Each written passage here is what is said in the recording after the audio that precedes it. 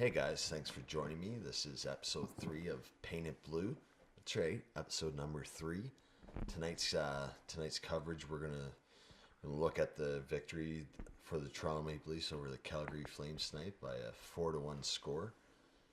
And this time, the score does in fact dictate the way the game was played. And let's look at Toronto Maple Leafs outshot Calgary Flames 30-20. Neither team really out hit the other, in my opinion. I mean, the facts and score sheet may show 11 hits to 8 for the Calgary Flames against the Leafs, but it wasn't exactly a hard hitting game. There was a few solid body checks, but yeah. Our boy Freddie earns his 14th win of the season, turning aside 19 saves. He wasn't overly worked, but he came up huge when needed. He shut the door on a couple of 10-beller chances, and he was solid. Let's just say he's been on a bit of a roll, and that's great to see for the Leafs. It helps solidify the defensive end a bit, and it seems as though even the players themselves are buying into the defensive improvements that the club needs to make, and we've seen some of that over the course of the last probably 6 or 7 games. I mean, the odd game they look off and they're not covering, not having man-to-man coverage properly, but overall they seem to be getting better. Points wise, they're 33 points, so I believe in a tie for second in the Eastern Conference, behind the Tampa Bay Lightning, who they keep friggin' winning. That's all I'm saying. Pardon me. But the Leafs controlled the pace of the game overall, and when it came down to the Toronto Maple Leafs, yes, I'm looking at a piece of paper. Helps keep my thoughts organized.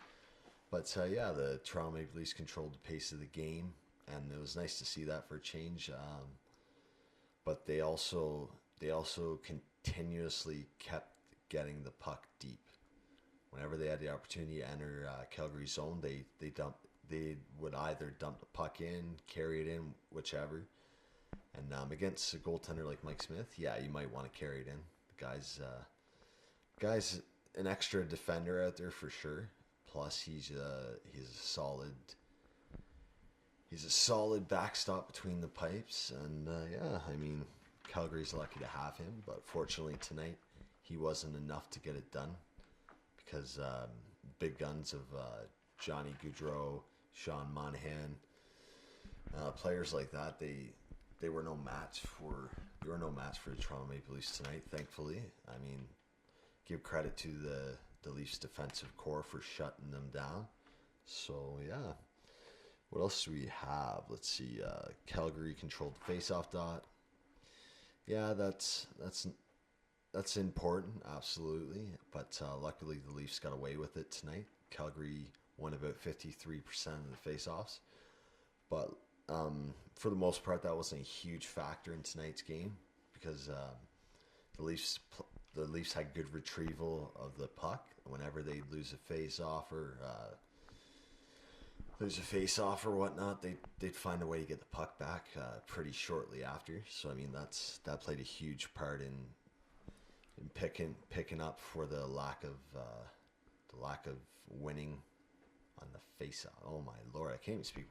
I picked up for the lack of face-off wins they were able to get throughout the night. That's right. That's a mouthful. What else do we have? Both teams failed to convert on their power play chances. The Toronto Maple Leafs went 0 for 2. First power play was very effective. Their second power play, yeah, you hardly knew it was a power play, other than counting the extra man skating around. But pardon me. And yeah, I mean, Calgary went 0 for 3 as well on the power play. So special teams, both sides of the pond for that. Special teams were pretty good in terms of the penalty kill, not so much the scoring, obviously. But like I said, Calgary may have out hit the Toronto Maple Leafs 11-8, but overall it wasn't the most physical game. It was more of a chippy game in terms of stick checking, closing the lanes with closing the passing lanes, keeping players to the outside, especially on the Toronto Maple Leafs side of things. They did their best to keep the Calgary Flames from getting any rebounds, and yeah, I mean, did a pretty good job overall. And yeah, what else do we have? Alrighty. But yeah, a strong defensive effort, cleared rebounds in front of Freddie. That's good to see. I mean, the guy deserves help, and tonight they limited Calgary to 20 shots, so that's fantastic.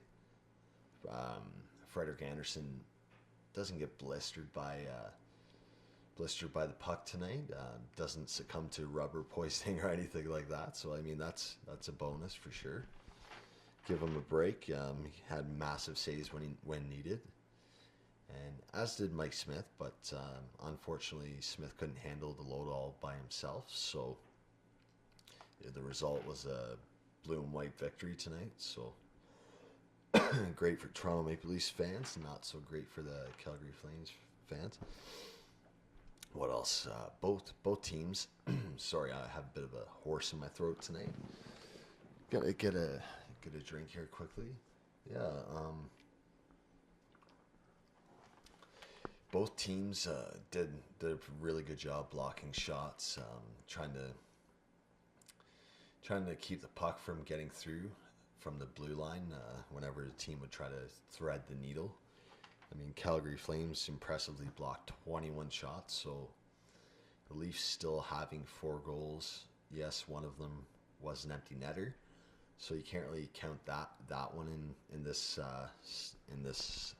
example. But yeah, I mean, 21 block shots, so you can imagine if they don't even block 5 of those shots, or even 4 or 3, whatever. I mean, who knows? That could be an extra 2 goals, an extra 3 goals, even an extra goal overall. So, I mean, they tried to limit the damage as much as possible, but luckily Toronto Maple Leafs kept their nose to the grindstone and didn't let down on their. They didn't. Let's just put it this way: they didn't take their foot off the gas. Okay, that's simple. That's easier for me to say. It's a little late right now. We're looking at 1:45 in the morning, and on November 29th. So it's a bit of a late show for me, but yeah, I mean, some other notes to discuss. Mitch Marner. Yeah, Mitch Marner is not exactly killing it this year. Young man had 5 shots on goal. He was definitely a big part of the team's win tonight, although he wasn't so much on the score sheet, obviously. 5 shots, no goals, but he led the Leafs with shots. I mean, he skated fairly well. He worked well along the boards. I mean, even when he'd make the odd mistake, he picked up for himself. Good back check. The whole team had a pretty solid back check for the most part. So, I mean, that's definitely some positive sides of it. But, yeah. And the team's prolific all-star, Austin Matthews, 0 shots on that. I know that doesn't happen too often. There's going to be games where the young man, he's not going to score goals, and we can live with that. But tonight he was extremely quiet. He tried to set up a couple plays. He didn't really. One of them worked out. I mean, he grabbed an assist on a very important goal for the Leafs. But that part, absolutely, like, you'll take that any day of the week. You'll take that every game as long as your players are contributing and they were a crucial part of a victory for you, and an overall combined effort from the team. That's the main thing. It just something doesn't look right with Austin Matthews. Ever since coming back from his injury, he looks off. He looks a little tense. It seems as if maybe he's trying to be a little too careful instead of playing his more risky style of play. But I mean, with him, he's usually pretty hard on the puck, and you can't even get that puck away from him when he's on his game. He can dipsy doodle around just about anybody in the league. I mean, we all know that, but hasn't been doing so much of that lately. But yeah, I mean that might be part of it, trying to shake off the rust from his injury. I mean, he wasn't out that long, but yeah, I mean it. When you're on a bit of a roll, and if you get hurt in a situation like his, yeah, it's a little tough to come back and like just jump in and um, begin where you left off. I mean, it doesn't always happen that easy, but I'm sure he'll come around. Maybe he's still a little sore, or lacking a little bit of confidence. I don't really think it's a confidence issue for this young man. I'd be very very surprised, but yeah, I think it's maybe a case of being overly cautious. So yeah, so hopefully that's all. It's nothing major. Pardon me, but yeah, I mean, Austin Matthews, Andreas Borgman, and Ron Hainsey were the only three Toronto Maple Leafs without shots on goal tonight. So I mean, I'm not trying to point them out. I'm not saying they played bad game. They didn't. But yeah, I mean, it just shows you that it was an entire team effort tonight. Everybody did their job.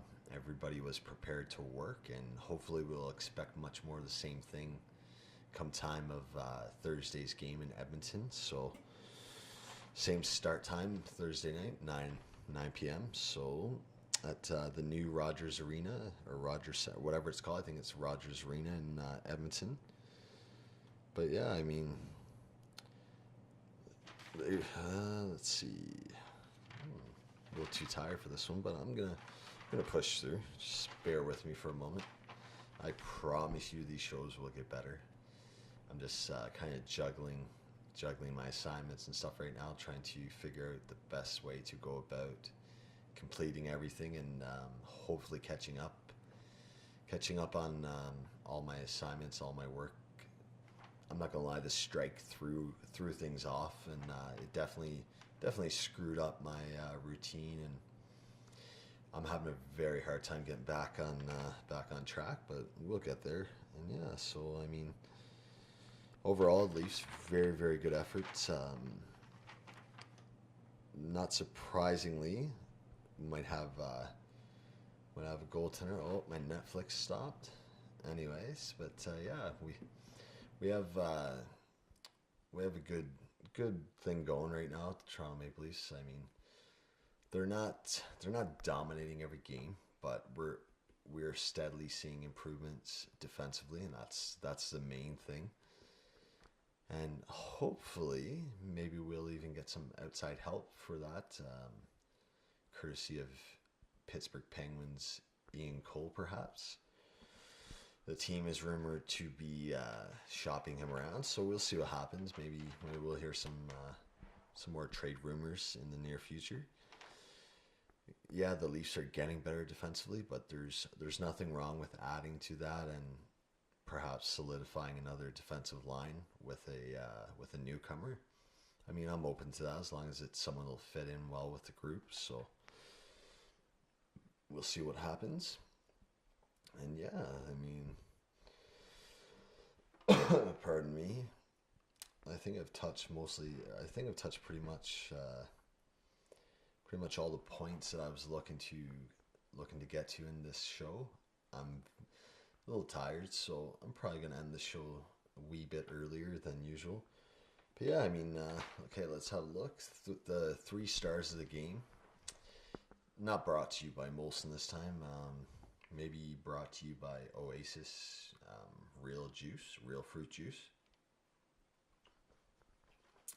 Pretty damn good. But yeah, I'm not getting paid for that. I just figure I'd throw that out there. Very good juice.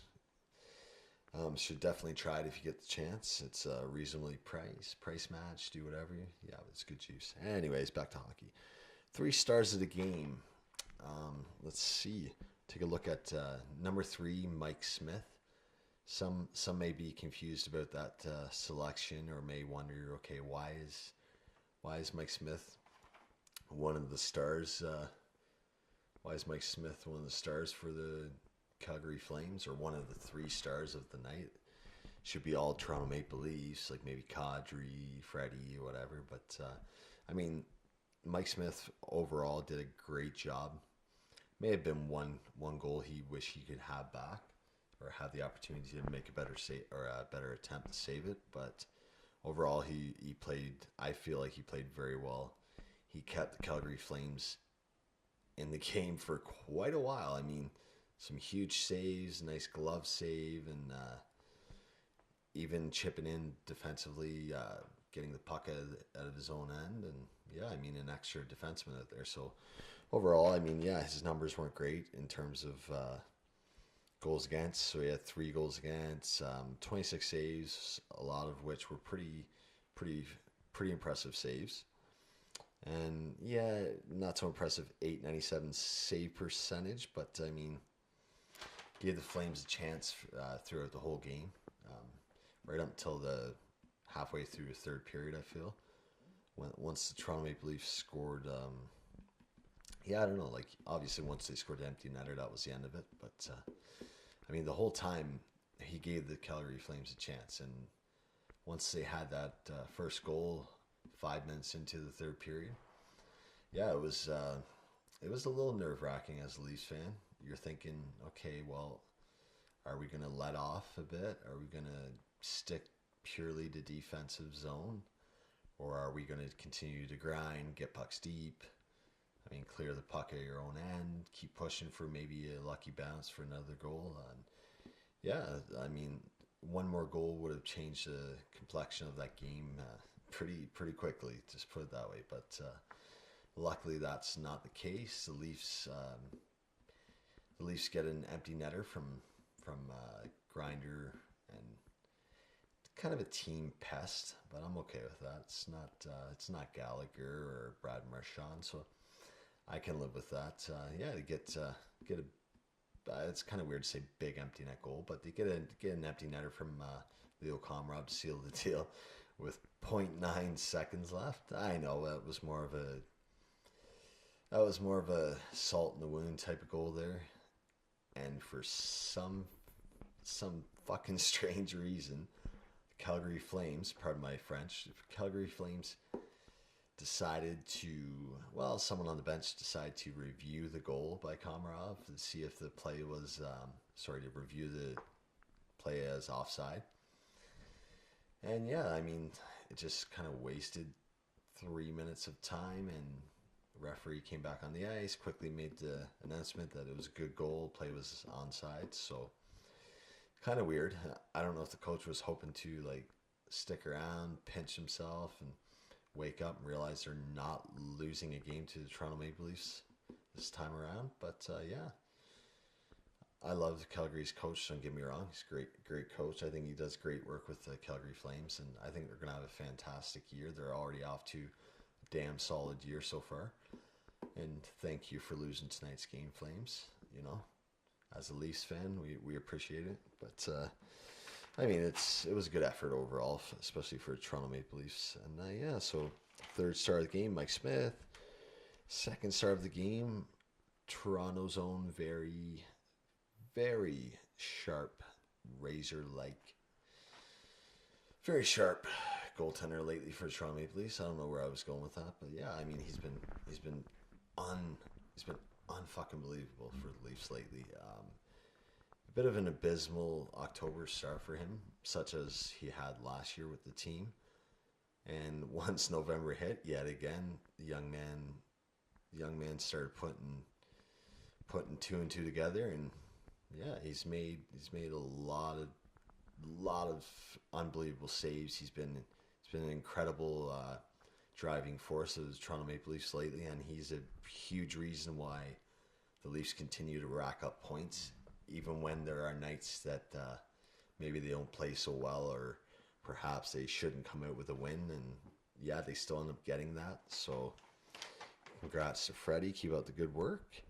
And our number one star of the game, scoring a massive goal for the Toronto Maple Leafs, Nikita Zaitsev.